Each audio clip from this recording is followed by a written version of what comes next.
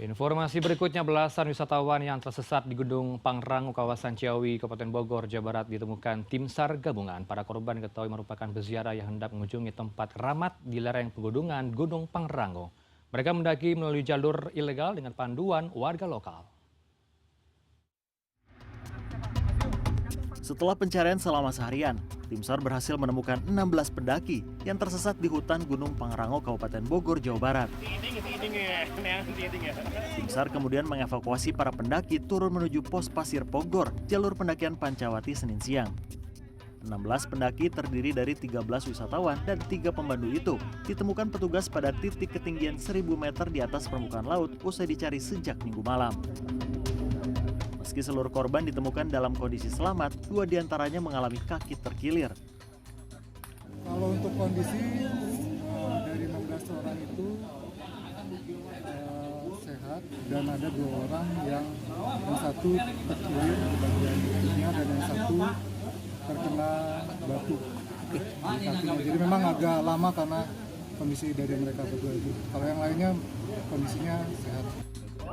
Pengelola Taman Nasional Gunung Pangrango memastikan 16 pendaki yang tersesat merupakan para peziarah yang hendak mengunjungi tempat keramat di lereng punggungan Gunung Pangrango. Mereka mendaki melalui jalur ilegal dengan dipandu warga lokal hingga akhirnya tersesat karena cuaca buruk. Bukan pendaki sebetulnya, mereka lebih ke peziarah gitu loh, peziarah. Masuk ke tanpa izin. Ini kan ada tempat-tempat keramat, jadi begitu. Tanpa izin izin resmi. Cuma secara resmi kami tutup gitu pendakian itu. Sudah berapa lama Pak ditutup untuk jalur? Sudah sejak berapa? Januari Pak. Sejak Januari Pak. Iya, sejak Januari. Sampai nanti bulan Maret atau nanti sampai kami umumkan pembukaan kembali. Usai diidentifikasi di posko setempat, seluruh korban tersesat kemudian dievakuasi dan dikembalikan ke keluarga. Muhammad Juanda, Bogor, Jawa Barat. Pemirsa, tim SAR gabungan pada Senin pagi berhasil menemukan ke-13 peziarah yang tersesat setelah menyusuri jalur setapak kaki Gunung Gede Pangrango, kawasan Kulah 2 Tapos, Kecamatan Ciawi, Kabupaten Bogor, Jawa Barat. Peziarah tersebut hendak mengunjungi tempat keramat di lereng pegunungan Gunung Pangrango.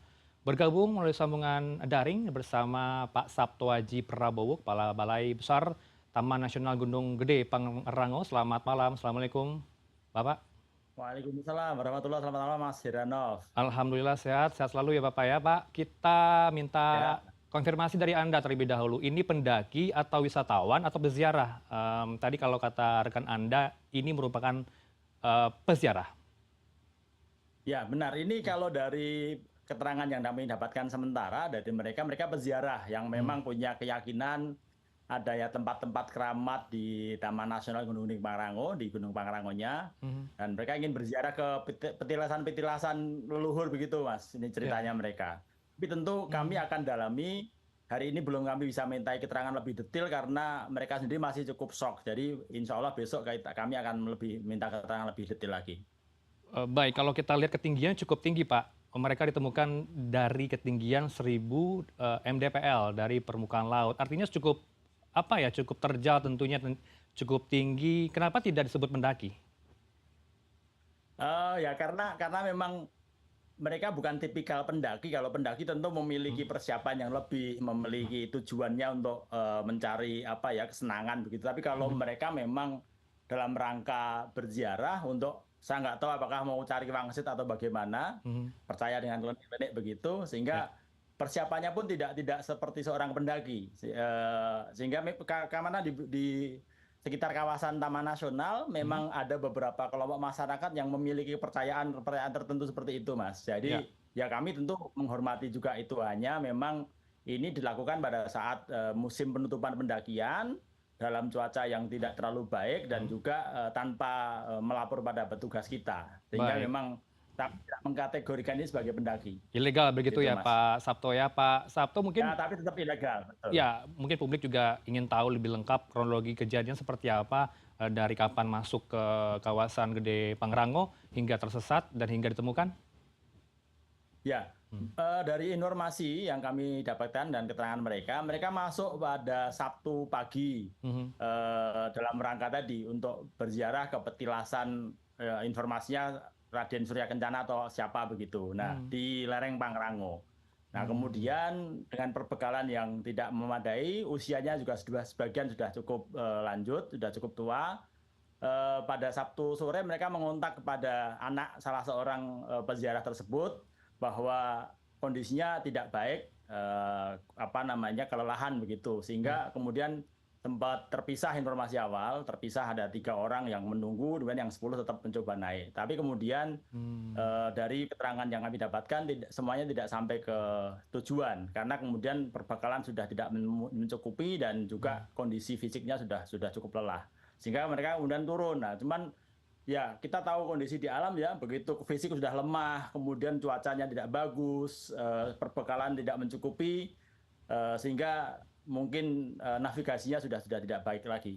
Baik, Sehingga perlu jumlah yang tersesat ini atau peziarah ini berapa ya Pak? Informasinya juga 16, 3 diantaranya anak-anak. Kalau yang dilaporkan ke kami 13, Mas. Dan itu confirm. Cuman memang kami tentu akan pastikan apakah ada 3 pendamping lokal yang seperti tadi diberitakan. Tapi kalau yang kami dapatkan keterangan dari mereka 13 orang itu saja, warga desa Cilengsi, Kabupaten Bogor. Baik, ini kejadian perdana Anda alami, Anda terima kawasan Anda dimasuki oleh para peziarah yang ilegal. Apa sudah berulang kali terjadi, Pak?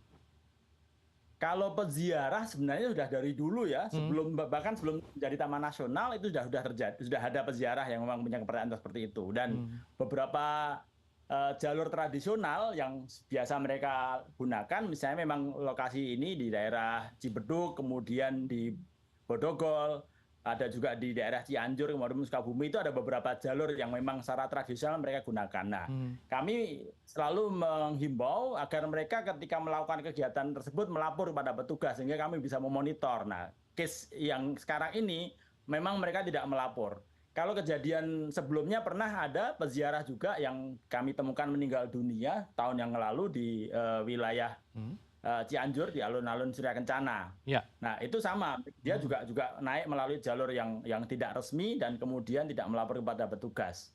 Sehingga memang hal-hal seperti ini tentu perlu kami antisipasi ya. Masuk melalui jalur yang resmi, kemudian tujuannya adalah berziarah, mencari sesuatu keramat, itu diperbolehkan tidak ya?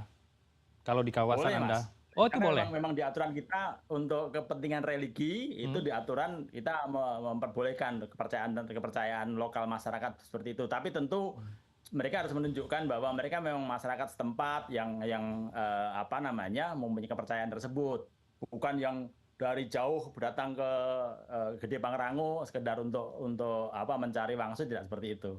Baik, kalau dikatakan juga Januari hingga Maret ditutup jalur kawasan Gede Pangrango, alasannya apa ya Pak? Apakah cukup banyak yang berkunjung ke sana karena dikhawatirkan aktifnya gunung tersebut atau bagaimana? Atau justru menjadi hal yang sulit untuk dilakukan untuk berziarah? Ini sebenarnya rutin ya kita lakukan setiap awal tahun karena yang pertama kita dapat notifikasi dari BMKG terkait curah hujan yang cukup tinggi, cuaca ekstrim sehingga sangat membahayakan untuk para penggiat alam bebas begitu. Kemudian yang kedua juga dalam rangka pemulihan ekosistem, Mas. Jadi kita sudah buka selama 9 bulan, orang mendaki dengan jumlah yang cukup banyak dan tentu itu menimbulkan dampak kepada kawasan. Nah, kami berikan waktu 3 bulan untuk bisa bernafas, memulihkan kondisinya kawasan Taman Nasional ini sehingga nanti gangguan-gangguan yang selama ini didapatkan bisa dipulihkan secara alami oleh di Taman Nasional ini. Dan itu memang rutin di beberapa gunung juga dilakukan seperti itu. Baik, terakhir Pak, kita minta sebagai upaya pencegahan ke depan tidak terjadi kembali peristiwa ini, ada yang tersesat memasuki kawasan Gede Pangrango, apa ketegasan dari pihak Taman Nasional? Ya, kami sebenarnya sudah menempatkan beberapa CCTV di beberapa jalur. Itu memang karena jalur ilegal di Taman Nasional ini cukup banyak, tentu tidak sepadan dengan jumlah CCTV yang kami pasang. Dan yang kedua, kami akan meningkatkan patroli, sosialisasi pada masyarakat sekitar dan juga masyarakat secara luas begitu agar tidak melakukan kegiatan secara ilegal ke dalam Taman Nasional.